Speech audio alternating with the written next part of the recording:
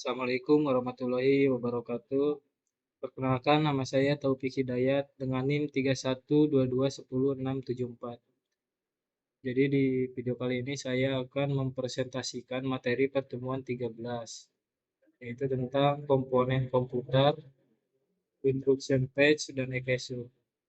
Mata kuliah Arsitektur dan Organisasi Komputer. Kita langsung aja ke materinya ya. Sini ada siklus instruksi, itu ada 2 step, page dan EKSU. Nah, di sini juga ada tabel ya, gambar ya, contoh. Kita lanjut aja.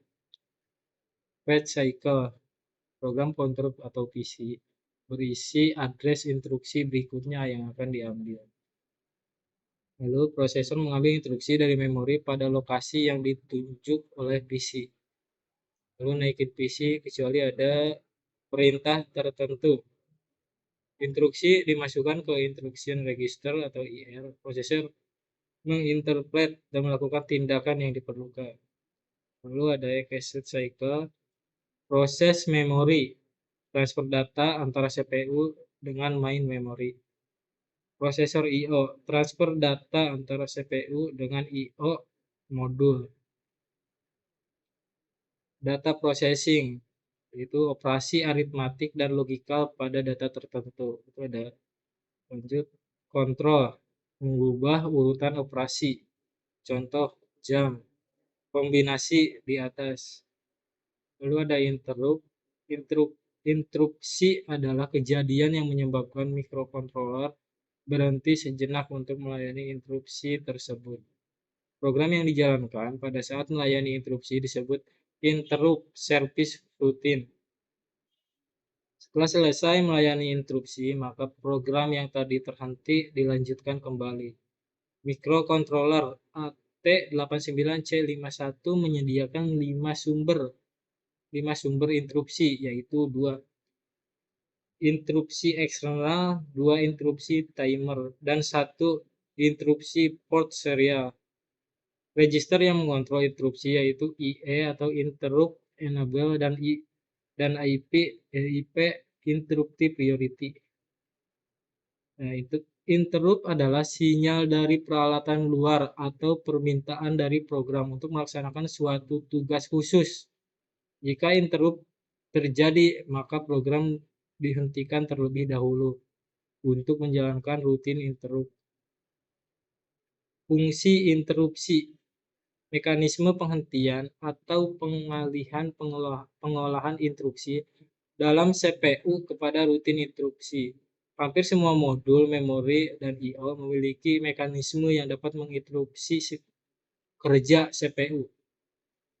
Tujuan interupsi, secara umum untuk memanajemen pengeksekusian rutin instruksi agar efektif dan efisien antara CPU dan modul-modul I/O maupun memori. Setiap komponen komputer dapat menjalankan tugasnya secara bersamaan, tetapi kendali terletak pada CPU di samping itu. Kecepatan eksekusi masing-masing modul berbeda, dapat sebagai sinkronisasi kerja antar modul.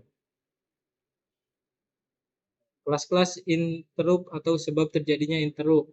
1. Program dibangkitkan dengan beberapa kondisi yang terjadi sebagai hasil dari suatu eksekusi instruksi. Kedua, timer dibangkitkan oleh timer di dalam prosesor. Lalu yang ketiga ada I/O, dibangkitkan oleh I/O controller untuk memberi signal penyelesaian normal atau memberikan signal berbagai kondisi error. Keempat, HW failure dibangkitkan oleh kegagalan seperti kegagalan daya atau memory parity error. Proses interupsi. Dengan adanya mekanisme interupsi, prosesor dapat digunakan untuk mengeksekusi instruksi-instruksi lain. Saat suatu modul telah selesai menjalankan tugasnya dan siap menerima tugas berikutnya, maka modul ini akan mengirimkan permintaan interupsi ke prosesor.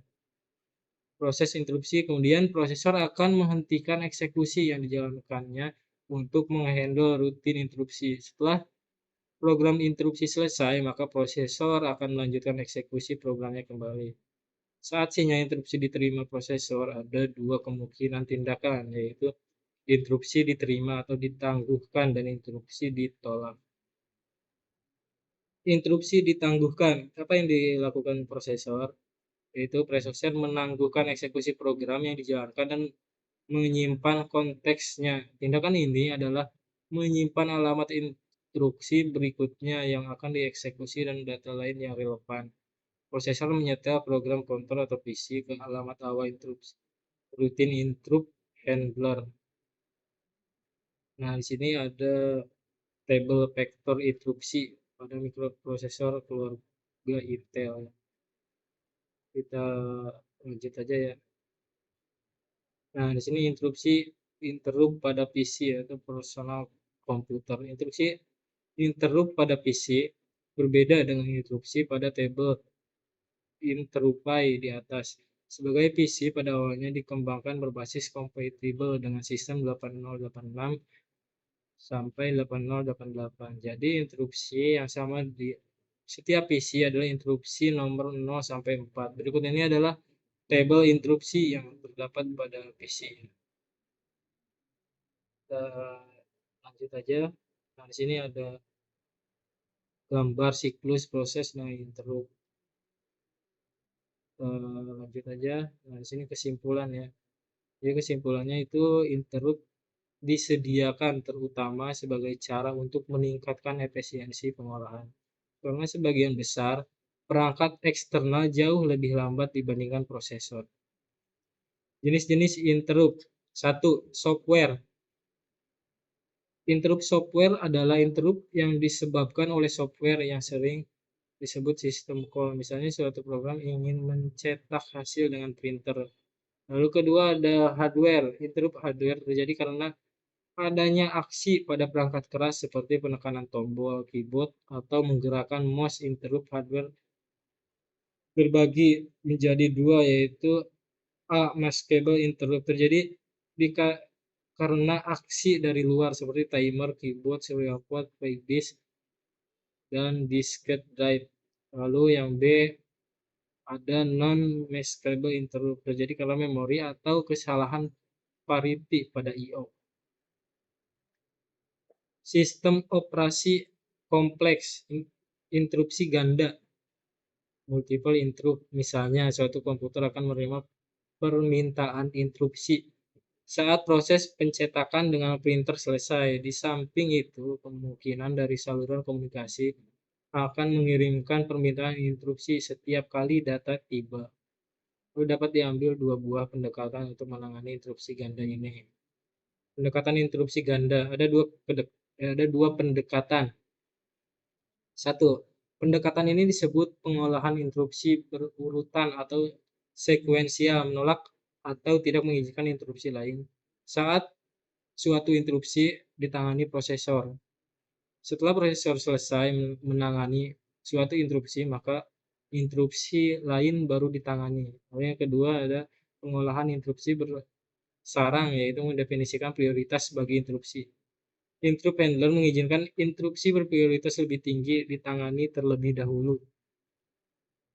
Lalu di sini ada multiple interrupt. 1. Dengan tidak mengizinkan terjadinya interrupt lain pada saat suatu interrupt sedang diproses, interrupt lain ditangguhkan. Keuntungannya, pendekatan tersebut cukup baik dan sederhana karena interrupt ditangani dalam urutan yang cukup ketat. Kekurangannya, pendekatan ini tidak memperhitungkan prioritas relatif atau kebutuhan waktu kritis.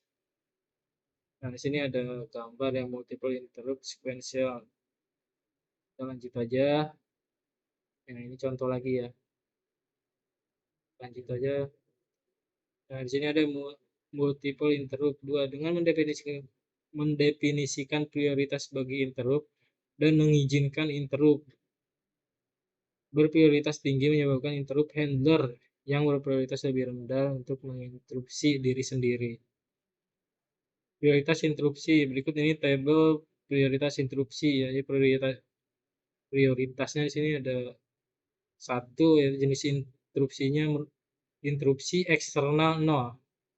Yang kedua interupsi timer 0, yang ketiga interupsi eksternal 1. Yang keempat, interupsi timer 1.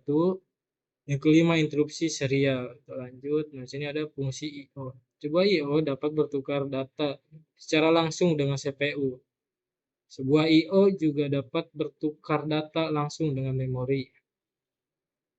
Pertukaran data antar I/O dan memori. Dalam kasus ini, CPU memberikan otoritas kepada modul I/O untuk membaca dari atau menulis ke memori, sehingga perpindahan data terjadi tanpa terpaut dengan CPU. Selama perpindahan seperti itu, modul I/O mengeluarkan perintah baca atau tulis ke memori, yang membebaskan CPU dari tanggung jawab pertukaran data. Operasi seperti ini dikenal dengan DMA atau Direct Memory Access. Nah, di sini ada struktur DMA atau Direct Memory Access ya. Kita lanjut aja. Struktur terinterkoneksi harus mendukung jenis perpindahan berikut ini.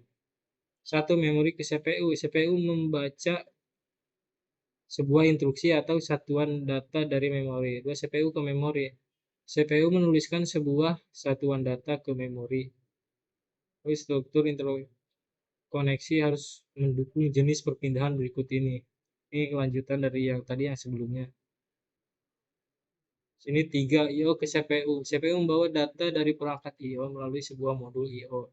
Yang keempat, CPU ke I/O. CPU mengirimkan data ke perangkat I/O. Lalu yang kelima, I/O ke memori atau memori ke I/O. Pada kedua kasus ini, sebuah modul I/O diizinkan untuk dapat bertukar data secara langsung tanpa melalui CPU dengan menggunakan DMA.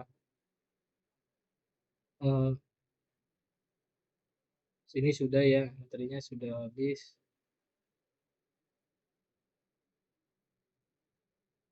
Cukup sekian dari saya, mohon maaf bila ada kata yang salah. Assalamualaikum warahmatullahi wabarakatuh.